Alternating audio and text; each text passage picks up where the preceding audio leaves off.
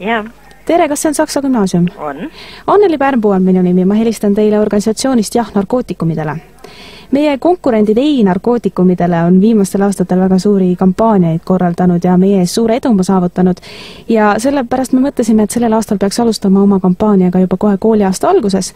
Ja sellepärast ma helistangi, et küsida, et kas me tohime tulla ja panna teie kooli üles mõned plakatid, korraldada mõned temaatilised üritused ja võib-olla jagada tutvustavaid materjale.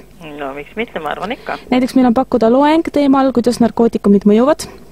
Siis me võime korraldada debatti teemal narkootikumide tähtsus tänapäeva kultuuris.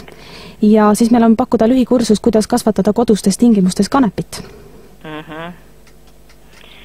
Tähendab, mismoodi te näete seda asja ette? Tähendab, et tahaksite lihtsalt õpilasi siis teatud vanuseastmes või kuidas see on? No me mõtlesime, et me suunaksime selle jah kõikidele nendele, keda see võiks puudutada. Ma täpselt muidugi ei tea, kuidas see narkootikumidele selle korraldanud on, me ei ole seda nii lähedalt uurinud. Aga meie jah nüüd neid kõige väiksemaid ei kaasaks sellesse, et ikka pigem võib-olla vanemate klasside jaoks. Ega teie möödunud aasta ei käinud?